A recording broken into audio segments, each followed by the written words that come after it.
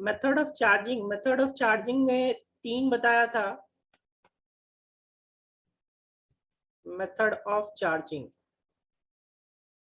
3 methods बताए थे। पहला तो ये समझना है कि चार्ज होता क्या है। पहले ये समझाया था कि चार्ज क्या होता है। तो चार्ज कुछ नहीं है, लॉस ऑफ इलेक्ट्रॉन या गेन ऑफ इलेक्ट्रॉन है। ठीक है, लॉस ऑफ इलेक्ट्रॉन या गेन ऑफ इलेक्ट्रॉन बोलो, या फिर लॉस ऑफ प्रोटॉन या गेन ऑफ प्रोटॉन बोलो। जितनी भी चीजें बनी हुई है वो आपका इलेक्ट्रॉन प्रोटॉन सब चीजों से बना हुआ है। ठीक है, तो इलेक्ट्रॉन प्रोटॉन सब चीजों से बना हुआ है। अब इलेक्ट्रॉन जो है वो नेगेटिव चार्ज होता है और प्रोटॉन जो होता है वो पॉजिटिव चार्ज होता है। अगर कोई बॉडी इलेक्ट्रॉन को लूज करेगा, यानी निकल जाएगा उससे इलेक्ट्रॉन, तो नेगेटिव चार्ज उससे निकल गया, तो नेगेटिव निकल गया यानी ऑब्वियसली वो पॉजिटिव हो जाएगा। ठीक है, तो पहला चीज तो जो बताया था वो बताया था आपको चार्जिंग बाय रबिंग। ठीक है, पहला बताया था बाय रबिंग। बाय रबिंग में क्या बताया था कि अगर किसी चीज को आप रगड़ते हो किसी दूसरे चीज से, ठीक है, जैसे आप ले लो ग्लास रॉड को रगड़ो सिल्क क्लॉथ से, या फिर इबोनाइट रॉड को रगड़ो, या फिर आप क्या कहते हैं दूसरा कुछ और ले लो, इबोनाइट रॉड को रगड़ो कैट फर से, तो उसमें क्या होता है कि एक इलेक्ट्रॉन लूज करता है और दूसरा इलेक्ट्रॉन जो है वो गेन करता है।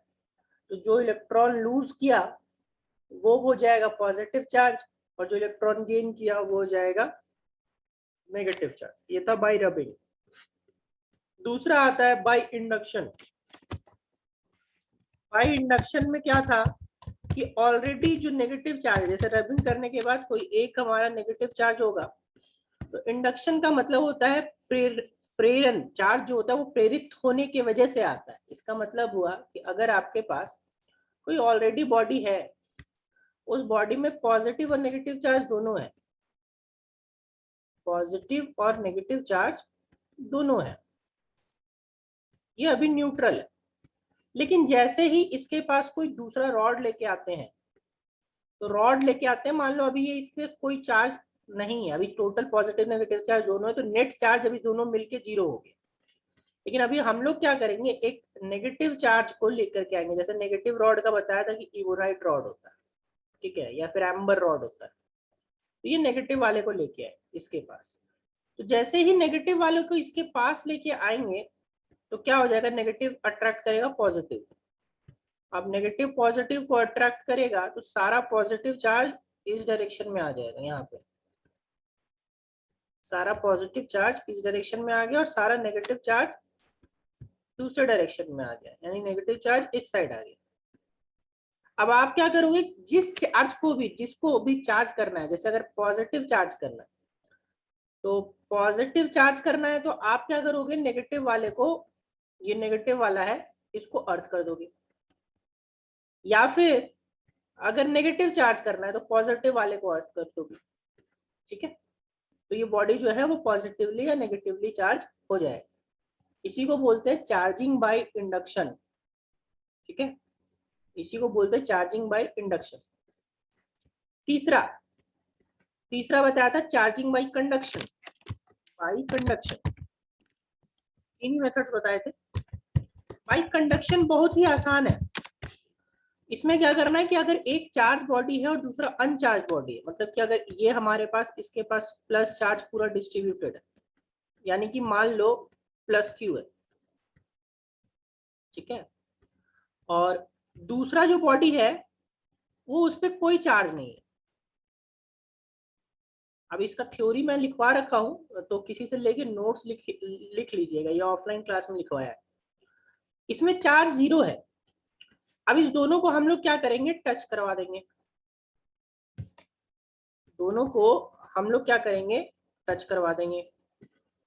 और टच करवाने पे क्या होगा, जितना भी पॉजिटिव चार्ज इसमें था वो सारा अभी दोनों में बराबर बराबर बढ़ जाएगा।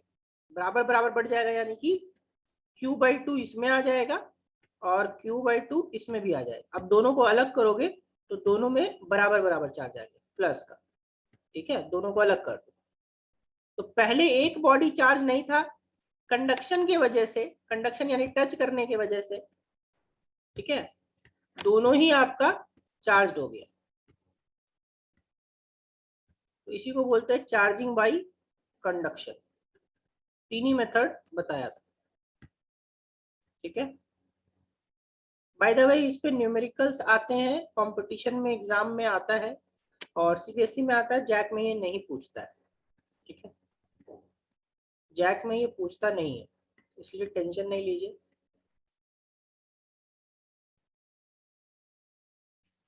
एडिशनल नहीं बनाए, ठीक है, कोई दिक्कत नहीं, एडिशनल नहीं बनाया तो कोई दिक्कत नहीं है।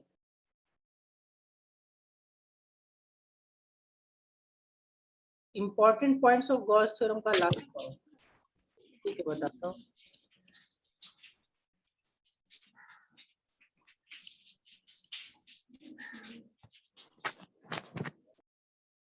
कैसे पता चला कि ग्लास रॉड पॉजिटिव चार्ज है? क्योंकि वो इलेक्ट्रॉन को लूज किया, वो दूसरे वाले को अट्रैक्ट किया।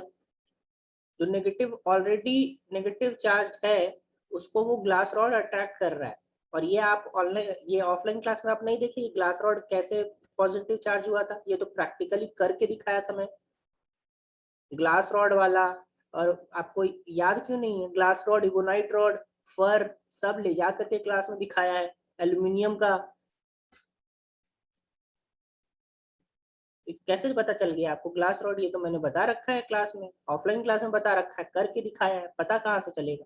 मेटल्स में ज्यादा इलेक्ट्रॉन्स होता है तो वो इलेक्ट्रॉन्स लूजली बाउंडेड इलेक्ट्रॉन्स होता है, तो वो इलेक्ट्रॉन को लॉस किया।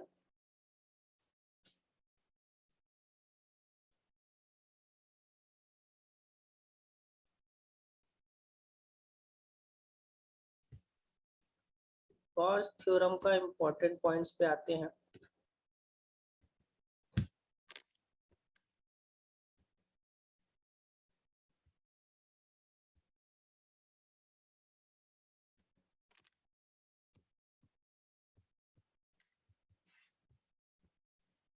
इसका fifth point, for point charge Gaussian surface is spherical, for line charge cylindrical, for thin sheet of charge is parallelogram। इसमें क्या दिक्कत है प्रियांशु आपको? इसमें बस यही बताया कि पॉइंट चार्ज के लिए गॉसियन सरफेस स्फीयर लेते हैं, स्फीयर मतलब गोला। लाइन चार्ज यानी ये वाला लाइन ऐसा रहेगा तो इसके लिए सिलेंडर लेंगे। और अगर आपका थिन शीट ऑफ चार्ज रहेगा, पतला चार्ज रहेगा ऐसा शीट, तो शीट के लिए पैरेलल पाइप लेंगे। तो इसमें समझाऊं क्या मैं?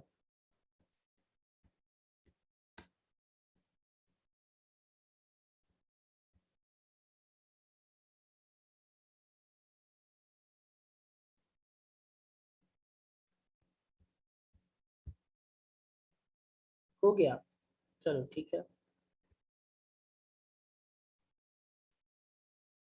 एक और क्या क्या लिखे हैं? कंटिन्यूअस चार्ज डिस्ट्रीब्यूशन, ठीक है बता रहा हूँ, एक मिनट।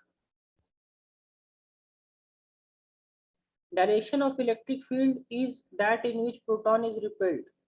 ये तो पहले ही बता रखा है, ये तो स्टैंडर्ड है ना, यही स्टैंडर्ड मैंने बताया था कि आपको पहले ही मैं बता चुका हूँ ऑलरेडी, कि जब साइंटिस्ट ने पूरा इलेक्ट्रोस्टैट्स को बना रहे थे या डिफाइन कर रहे थे, तो उस टाइम उन्होंने प्लस चार्ज को स्टैंडर्ड माना। अब प्लस चार्ज को स्टैंडर्ड माना, अगर प्लस चार्ज इस प्लस चार्ज को रिपेल करता है, जिस साइड में रिपल्शन होगा उसी साइड में आपका इलेक्ट्रिक फील्ड का डायरेक्शन होगा। अगर या फिर माइनस चार्ज होगा तो माइनस चार्ज को ये प्लस चार्ज, जो प्लस चार्ज है उसको माइनस चार्ज क्या करेगा? अट्रैक्शन, तो अट्रैक्ट करेगा। तो अट्रैक्ट करेगा तो ये क्या कहते हैं, इस साइड में इलेक्ट्रिक फील्ड का डायरेक्शन होगा। ये तो मैंने पहले ही बताया था कि हम लोग क्लास में ये मेंशन भी किया था कि +1 यूनिट के चार्ज को स्टैंडर्ड मान के चले हैं साइंटिस्ट लोग, या जो किताब लिखा है वो। आपको नहीं अच्छा लगता आप -1 को मानो, लेकिन -1 को मानने के बाद आपको अपना किताब लिखना पड़ेगा सबको पढ़ने के लिए, ठीक है। तो यहाँ पे प्लस रहेगा, तो +1 को आपने माना, अगर -1 को स्टैंडर्ड, तो माइनस को ये प्लस अट्रैक्ट करेगा, तो अट्रैक्ट करेगा तो ये इस साइड हो जाएगा इलेक्ट्रिक फील्ड का डायरेक्शन। या फिर ये माइनस को ये माइनस रिपेल करेगा, तो रिपेल करेगा तो इस साइड हो जाएगा इलेक्ट्रिक फील्ड का डायरेक्शन। स्टैंडर्ड माने हैं हम लोग +1 को, इसीलिए जिस साइड में प्रोटॉन रिपेल होता है उसी साइड में इलेक्ट्रिक फील्ड का डायरेक्शन होता है।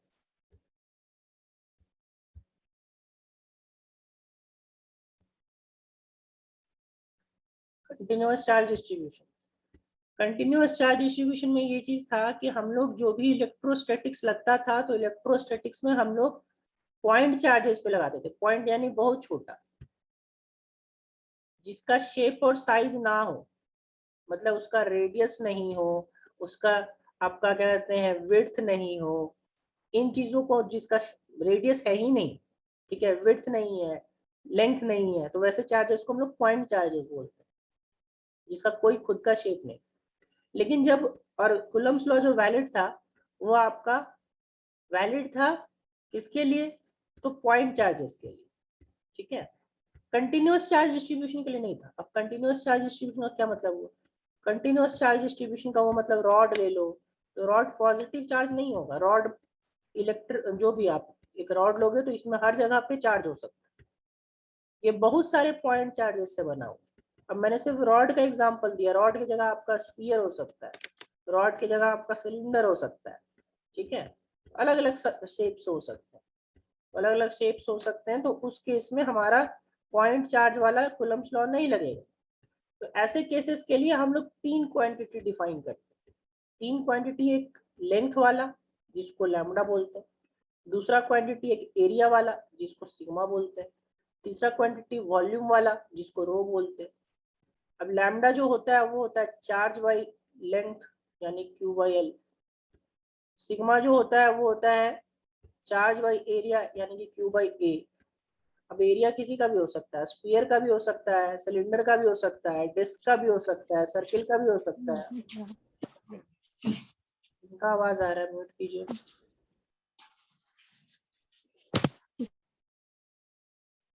और लास्ट वाला रो, रो होता है charge by volume, charge by volume of Q by V. Volume कुछ भी हो सकता है, स्फीयर का, सिलेंडर का, कोन का, ठीक है, बट यूजुअली हम लोग स्फीयर कंसिडर करते हैं, तो यहाँ पे हो जाता है Q by 4/3 pi R Q, यहाँ पे हो जाता है Q by 4 pi R square, और यहाँ पे लेंथ कंसिडर करते हैं तो उसका जो लेंथ होगा सो, यही है कंटिन्यूअस चार्ज डिस्ट्रीब्यूशन।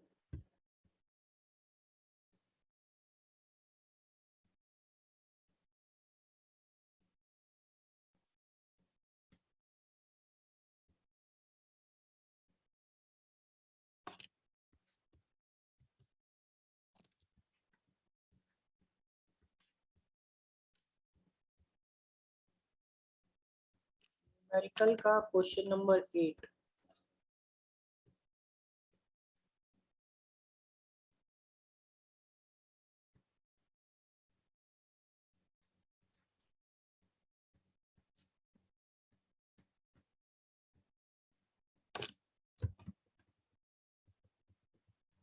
ये वाला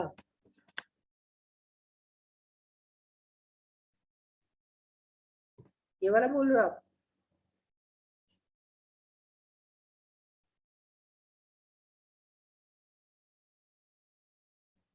क्या दिक्कत है इसमें?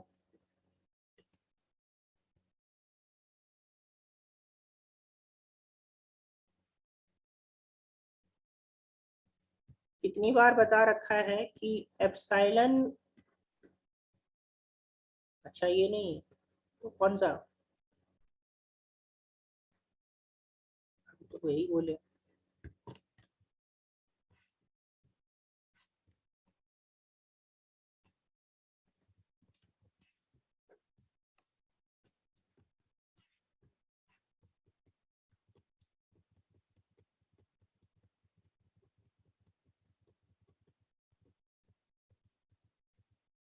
ये वाला,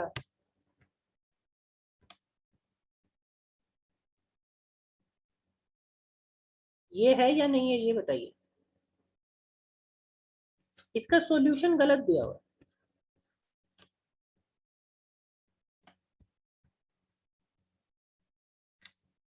इसका सॉल्यूशन गलत दिया हुआ है, यहाँ √3f के जगह पे यहाँ पे 7√7f आएगा, ठीक है।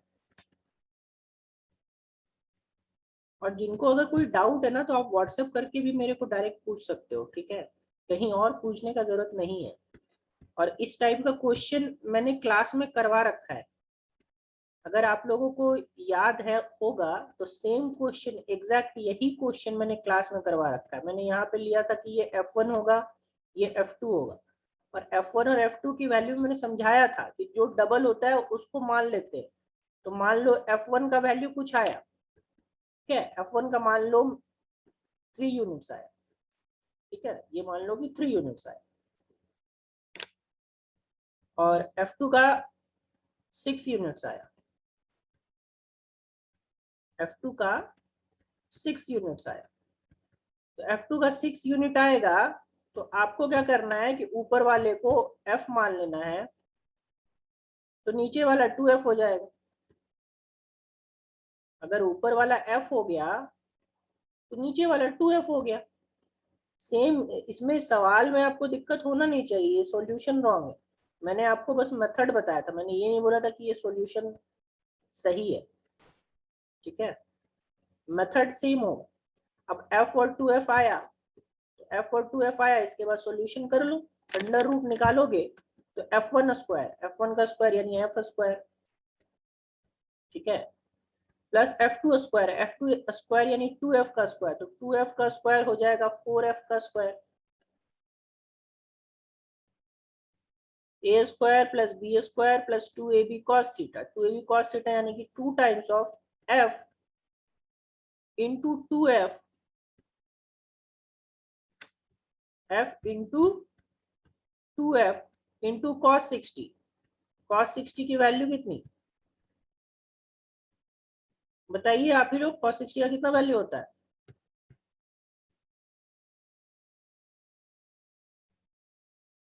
यस 1/2, तो 1/2 यहाँ पे इसको डालोगे 1/2 और इसको कैंसिल आउट करोगे तो बचेगा 2 टू 4F स्क्वायर,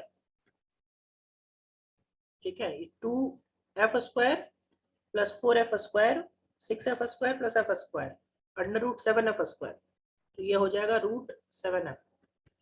हाँ वो गड़बड़ है, ऑप्शन मैच नहीं हुआ है क्योंकि यहाँ पे आपका मिस प्रिंटिंग है, ठीक है।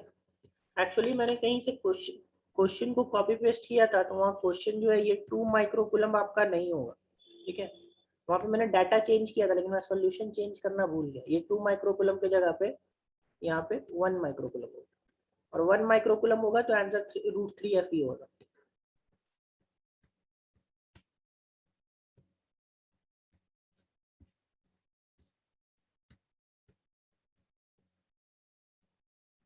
चलो नेक्स्ट सवाल।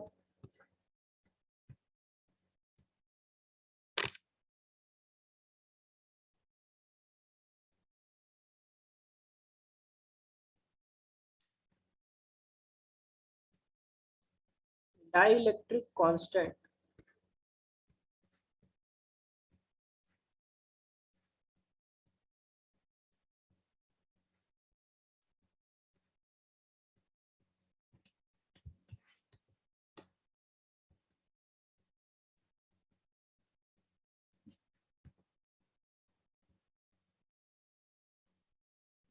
देखो क्या होता है कि जो हमने फोर्स लिया है F,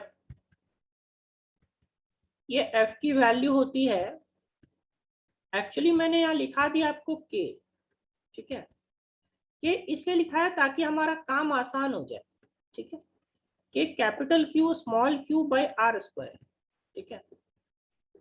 यहाँ पे जो K का वैल्यू होता है, ये K का एक्चुअल वैल्यू, इसको हम लोग बोलते हैं प्रोपोर्शनैलिटी कांस्टेंट, और इस प्रोपोर्शनैलिटी कांस्टेंट का वैल्यू होता है 1/4 पाई एप्सिलॉन, ठीक है, 1/4 पाई एप्सिलॉन नॉट, जहाँ पे एप्सिलॉन 1/4 पाई एप्सिलॉन नॉट का जो टोटल वैल्यू आ गया, इसको सॉल्व करके देखोगे तो ये हो जाएगा 9 इंटू 10⁻9, बट एप्सिलॉन नॉट का जो वैल्यू होता है वो होता है 8.85 इंटू 10⁻²। अब ये सब मीडियम के लिए सेम नहीं होता, ये सिर्फ और सिर्फ एयर का है या फिर वैक्यूम का है, आप बोल सकते हो, ठीक है, जिसको हम लोग बोलते हैं electrical permittivity of free space. Free space यानी कि जहां पे हवा नहीं होगा, या फिर हवा की बात करो एयर करो, या फिर ये चीज करो, ठीक है ना। बात ऐसा है कि इसमें आप, ये हर मीडियम के लिए अलग अलग होता है, हर मीडियम के लिए क्या होगा, ये अलग अलग होता है, फॉर एनी मीडियम।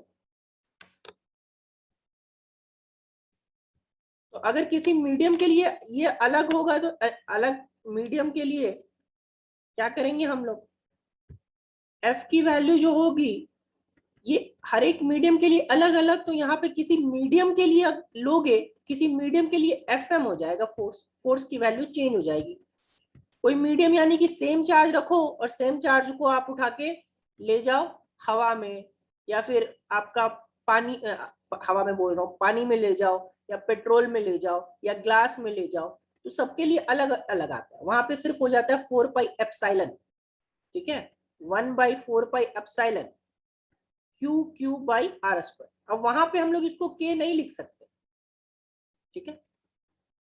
और इस एप्सिलॉन की जो वैल्यू होती है वो होती है 1/4 pi epsilon naught epsilon R. Epsilon का वैल्यू होता है एप्सिलॉन नॉट एप्सिलॉन आर।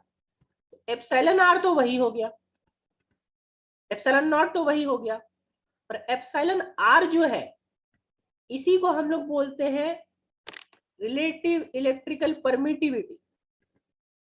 ये एप्सिलॉन आर को ही हम लोग बोलते हैं रिलेटिव इलेक्ट्रिकल परमिटिविटी या फिर डाई इलेक्ट्रिक कांस्टेंट, ठीक है। एप्सिलॉन आर क्या है, रिलेटिव इलेक्ट्रिकल परमिटिविटी या फिर डाई इलेक्ट्रिक कांस्टेंट।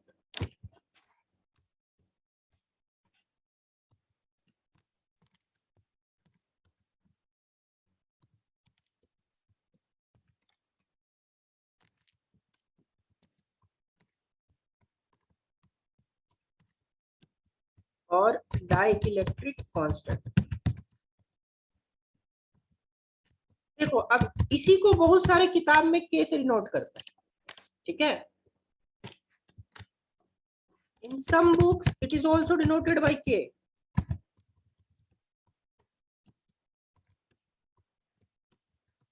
बच्चे इस के और उस के में कंफ्यूज हो जाते हैं,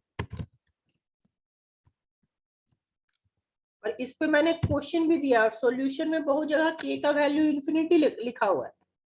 तो के का वैल्यू इंफिनिटी लिखा हुआ है, तो आप इंफिनिटी लिखा हुआ है तो यहाँ पे आप इसी वैल्यू को, इस वैल्यू को के की जो ऊपर वाला वैल्यू आप इसको इंफिनिटी मान लेते, बट एक्चुअली ऐसा नहीं है। अगर डाइलेक्ट्रिक कांस्टेंट की वैल्यू, मेटल्स के लिए डाइलेक्ट्रिक कांस्टेंट का वैल्यू यानी रिलेटिव इलेक्ट्रिकल परमिटिविटी का वैल्यू इंफिनिटी होता है, यानी एप्सिलॉन आर का वैल्यू इंफिनिटी होता है, ये के नहीं। क्या ये सबको क्लियर हुआ?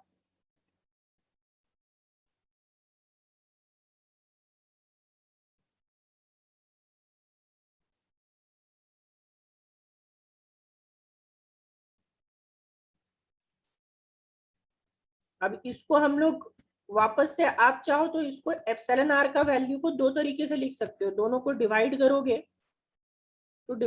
तो एप्सिलॉन आर का वैल्यू या डाइलेक्ट्रिक कांस्टेंट का वैल्यू हो जाता है FA/FM, ठीक है, FA/FM।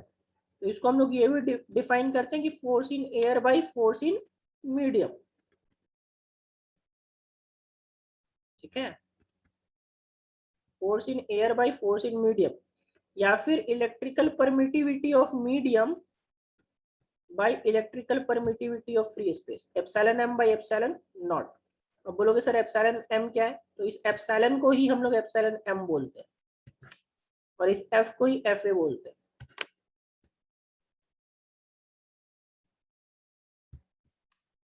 Question number 16।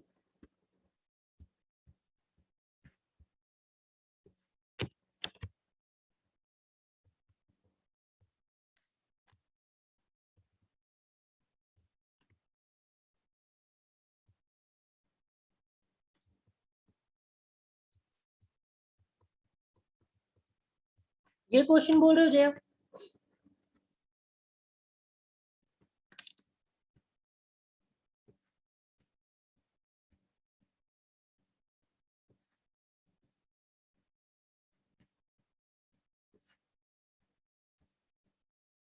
आप ये क्वेश्चन बोल रहे हो जया?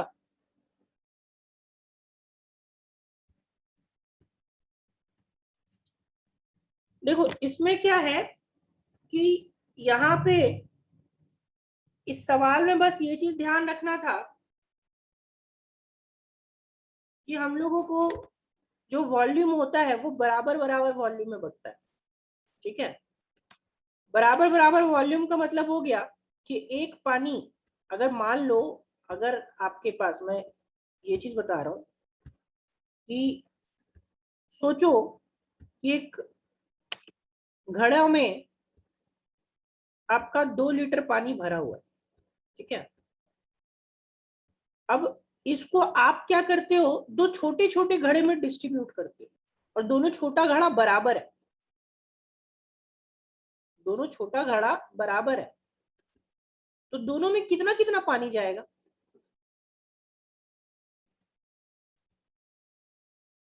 बताओ।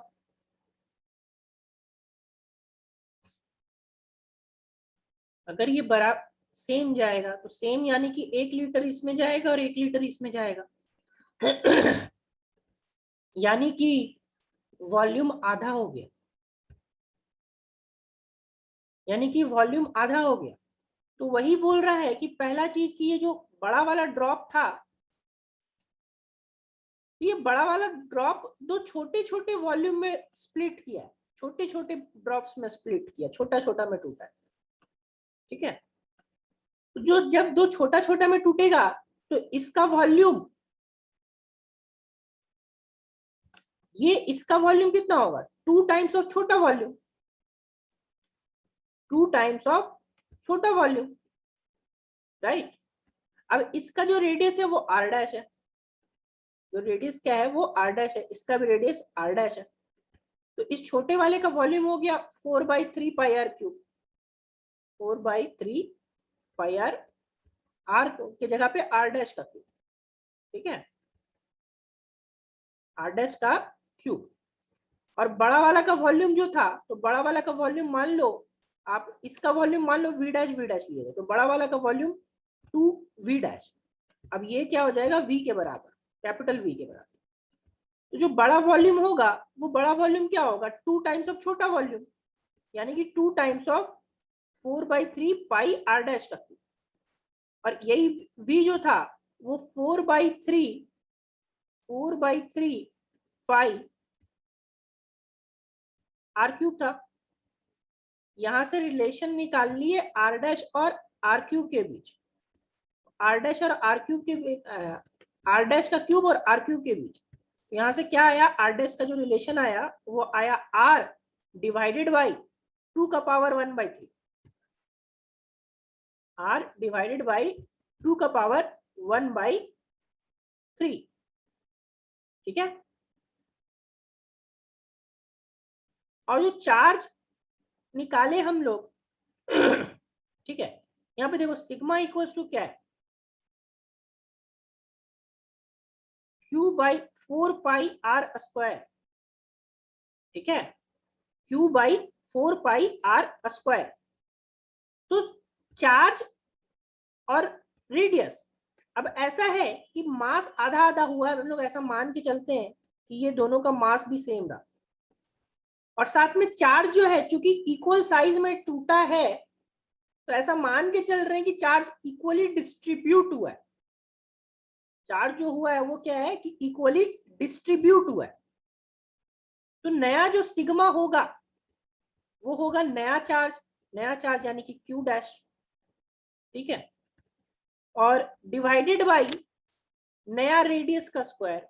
तो 4 नया रेडियस का स्क्वायर, यानी नया रेडियस कितना है? आर डैश है, तो आर डैश का स्क्वायर। अब Q डैश की वैल्यू पुट करोगे, तो Q डैश की वैल्यू पुट करोगे तो Q/2 divided by R dash, तो आर डैश यानी कि कितना है? r/2⁻⁴,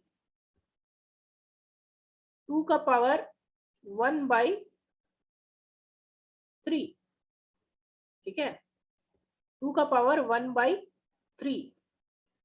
और 2⁻⁴ ये 2 नीचे आएगा, ठीक है। ये देखो ये 2 जो है, ये वाला 2 ये नीचे आएगा, तो नीचे आएगा तो यहाँ पे बचेगा Q, यहाँ बचेगा Q, और ये बचेगा r का पावर क्यूब। स्क्वायर करोगे तो यहाँ पे स्क्वायरिंग करना होगा ना, तो क्योंकि 4πr² है, तो ये हो जाएगा आर स्क्वायर और ये हो जाएगा 2 का पावर 2/3 स्क्वायरिंग की वजह से, और 4 पाई यहाँ पे रहेगा ही, ठीक है। अब Q by 4 pi R square, तो Q by 4 pi R square तो सिग्मा ही हो गया, बचा 2 डिवाइडेड बाई 2 का पावर 2/3, 2 का पावर 2/3। अभी ऊपर देखो 2 का पावर 1 है, नीचे देखो 2 का पावर 2/3 है, तो नेट जो आएगा वो आएगा सिग्मा बाई 2 का पावर 1 माइनस 2/3, यानी 2 का पावर 1/3, ठीक है। ये क्लियर हुआ जाए आपको? इसको इस स्टेप के बाद सॉल्व करोगे तो आपका हो जाएगा, ठीक है।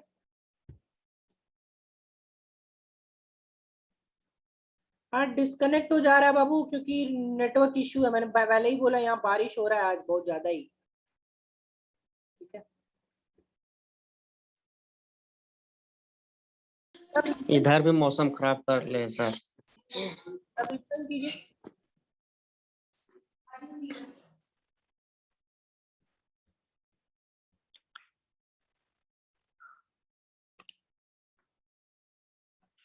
सब रिज्वाइन कीजिए।